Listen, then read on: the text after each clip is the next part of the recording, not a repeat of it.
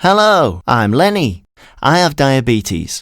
What does that mean? What should I do? This movie will help you to better understand and manage diabetes and to review the therapy options. 2007 and 2008 are declared Year of the Child with Diabetes by the International Diabetes Federation, IDF. I'm delighted to show my support to this campaign with the included informative movie about diabetes. Enjoy! Lenny.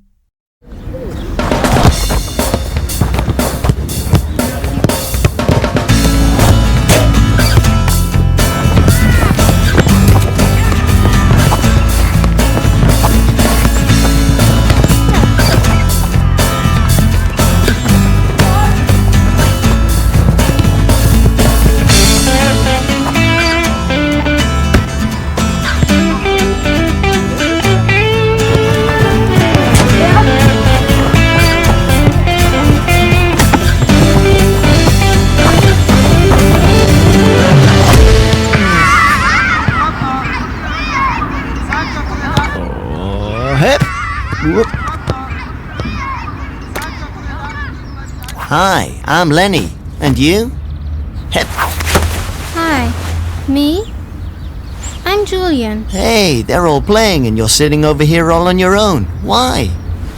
Oh, I'm not allowed to play and I can't, I don't even want to. Do you know what? Why don't you just tell me exactly what's wrong with you, okay? Well, you see, I've got diabetes. It started a few days ago. I was really thirsty all of a sudden. I didn't really notice it. My mummy was wondering why I had to go to the toilet so often. And I also felt really weak and tired. Then Mummy took me to see the doctor. At the doctor's, everything went really quick. Yes, Julian, what we have to do is take a urine sample and then I'll go ahead and do a blood test at the same time. You think it might be diabetes? What?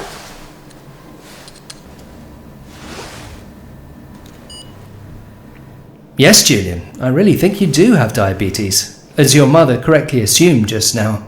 What does that mean for Julius, and what do we have to do? Well then, firstly we'll have to get his body to adapt to the changes. You see, he's been lacking insulin for some time. How long for, we'll see from his HbA1c values, which you could say are something like an average of your blood glucose levels over the last 3 months. What's important now is to adapt your dosage of insulin to your blood glucose level, so that you can live a normal life. Will everything have to change then? Yes and no. You'll learn all about it as his body is making the adjustments. And now you're really frightened, aren't you? I am. I don't understand it and I just don't want it. I know where you're coming from. But hey, kiddo, you know you're not the only boy who's got diabetes. There are so many people who have diabetes. And you know what? I'm one of them too. What, you? But you're big and strong, and I bet you aren't frightened at all.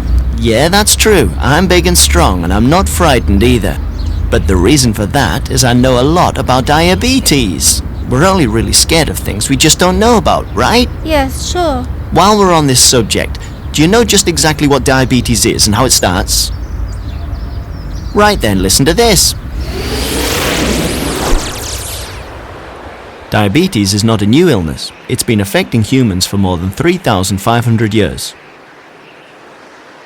This is what a German scientist found out when he stumbled across a roll of papyrus in Egypt, which contained details about the illness.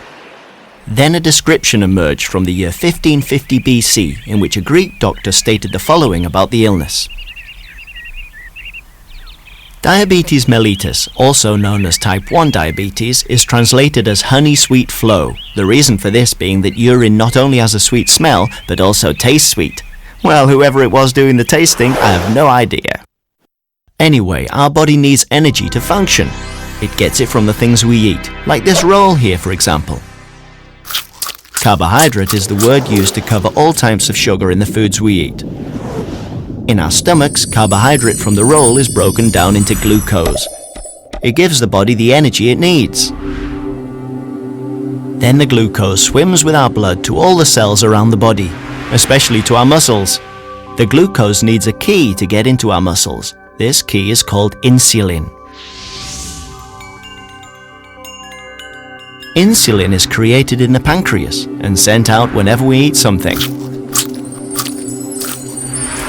Glucose, or the energy our muscles need, can only get into the muscles with the help of insulin. If someone has diabetes, then their body produces very little or no insulin at all. Because of that, glucose stands no chance of getting into the muscles. You feel worn out, thirsty, and the body tries to flush out all the excess glucose. That's why we have to go to the toilet so often. Only 8% of people who have diabetes have type 1 diabetes mellitus. Most people get type 2 diabetes mellitus. What's the difference? Type 1 diabetes mellitus occurs in children and teenagers when the pancreas is no longer capable of producing sufficient insulin. Type 2 diabetes mellitus is often hereditary and occurs due to a lack of activity or poor eating habits. People get overweight, and type 2 diabetes is more likely to occur. In such a case, the pancreas produces insulin, but the body is no longer able to process it properly.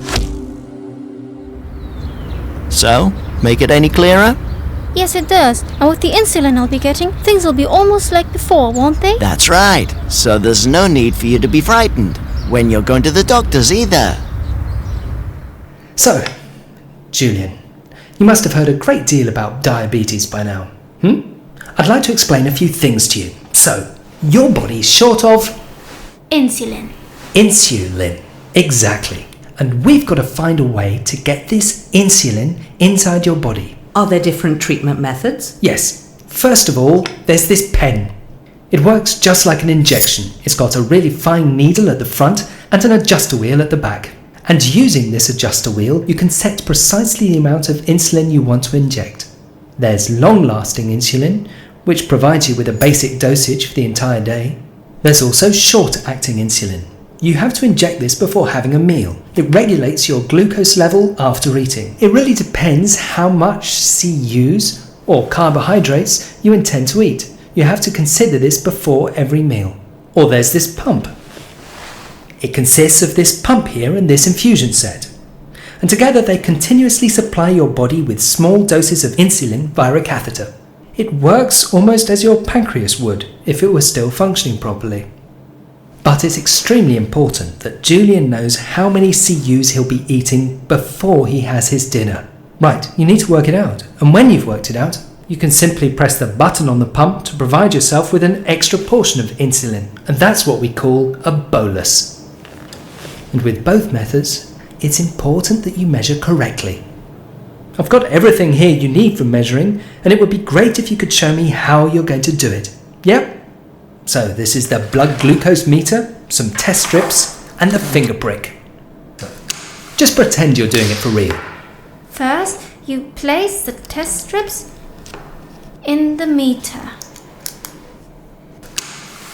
And then a prick.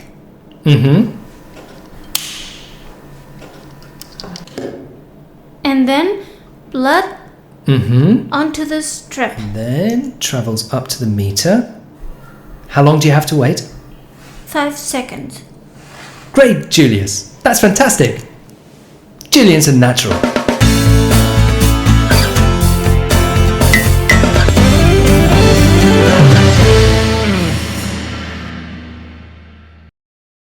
In the first film, there was a lot of information on diabetes. We've seen that insulin is not produced by the body. That's why glucose, which is what all the cells and muscles really need, is not able to be used there. Everyone with type 1 diabetes has a pancreas that does not produce insulin. However, there are good therapies which can replace the missing insulin and to help us have normal lives. The more we know about diabetes, the less worry this condition will be for people that deal with it every day. And always remember this: you're not alone. I can name many other kids and adults with type 1 diabetes. And there's me too, Lenny. Let's take a look at everyday life and diabetes situations. To start, I'd like to show you how our pancreas used to work when things were going well overall, right? Then I'd like to show how the individual therapies and the replacement insulin can be used best. This information is very important for finding a therapy option you like. This choice taking depends on you. Best if you decide how to treat your diabetes with the doctor. If you don't have diabetes, the pancreas produces precisely the amount of insulin the body needs throughout the course of the day. It depends on whether we are, for example, active or sleeping. This is called nutrition-independent insulin requirement. And we also need an extra amount of insulin when we eat food because our blood glucose rises after eating. So mostly at breakfast, lunch and dinner. It follows that this is our nutrition-dependent insulin requirement. If you have diabetes, the pancreas does not supply nutrition-independent or dependent requirements. Therefore, you have to provide it to your body. There are different ways to do this. With MDI, multiple daily injection, the one with the pen, a long-lasting insulin covers the nutrition-independent requirement. That is called basal insulin. It is usually injected in the morning and in the evening. As you can see, it is only an approximate copy of normal basal insulin produced by the pancreas. For meals, a fast-acting short-term insulin is injected. This is similar to what the normal pancreas would produce. Let's take a look at the way insulin is given in CSII, the continuous subcutaneous insulin infusion, or insulin pump therapy. The continuous release of small amounts of short-acting insulin acts like the basal insulin. This is adjusted as needed, so that rate is closer to that of a person without diabetes. At mealtimes, an extra amount of insulin can be released by the touch of a button. That is the bolus. Only one type of short-term insulin is used in the insulin pump. It always works immediately, just like the short-acting bolus insulin with MDI. Apart from activity, one very important aspect of diabetes is food. What does our food actually consist of? Correct. Proteins, fats, and carbohydrates. What is important for people with diabetes is carbohydrates. That is the umbrella term for the different kinds of glucose in foodstuffs. You have to estimate the carbohydrates when you eat to determine the necessary insulin. For this purpose, we have the calculation unit CU.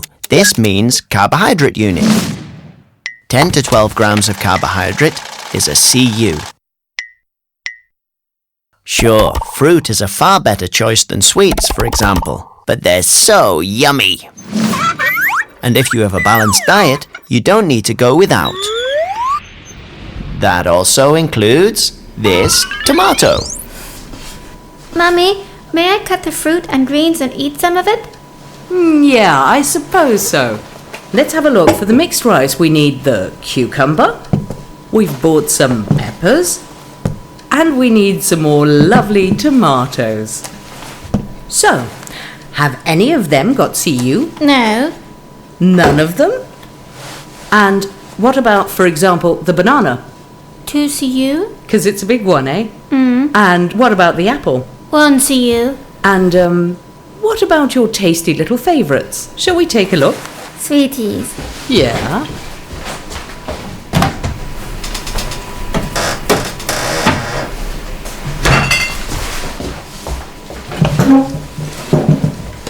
That's a chocky bar. How many for it? 1 CU? Yeah, that's true. And the pudding? Oh, I've forgotten. So let's take a little look at the CU table, okay? And what's it say? 1.5 CU. Super! But not until after your meal. Some sweet things have a lot of carbohydrate, just like pizzas, chips, and spaghetti. However, there are also lots of foods which don't contain any carbohydrate at all. They include meat and sausage, eggs, cheese, and many different types of vegetables. Very important before eating, and when playing or doing sport, is blood glucose measurements. People with diabetes should always have a meter with them. Jules, time for food. Don't forget to test. I'm in the middle of it. Oh, and don't forget to wash your hands. Already done. Good.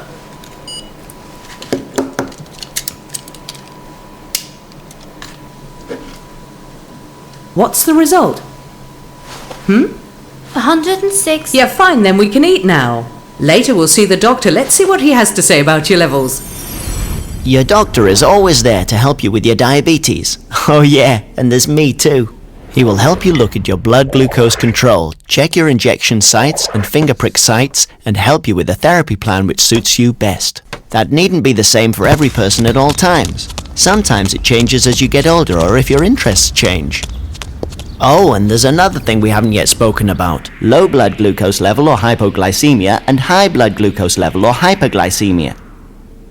Most people with diabetes know the signs of low glucose levels. Headaches, pounding heart and dizziness are some of the most common. They can occur if blood glucose levels are low, around 60 milligrams per deciliter or 3.3 millimole per litre. However, this differs from person to person.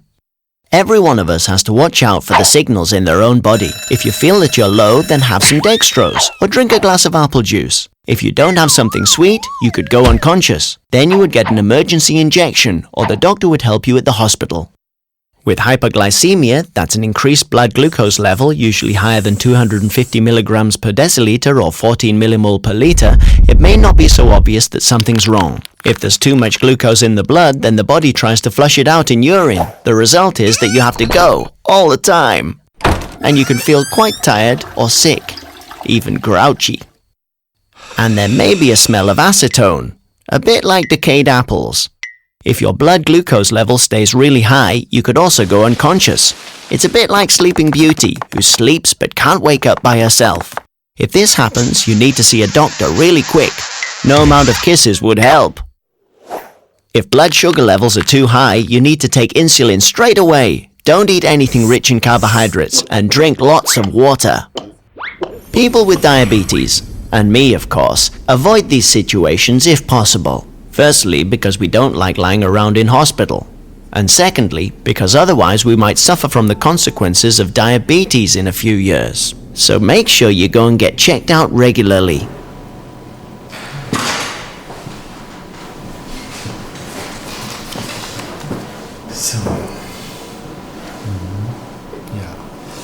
But the levels are naturally erratic, but that's quite normal for a little bit...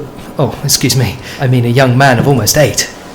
How's he getting on with the injections? You know, he's getting there. He's so very brave, but, you know... Yes, I can imagine. It's very common.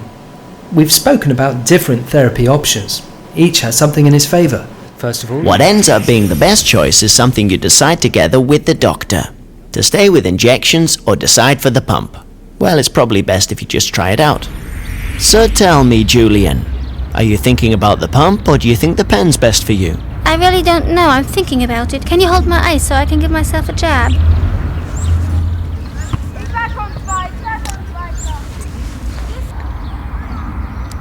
Yeah, I've got a pump, so I have to give a quick bolus for my ice.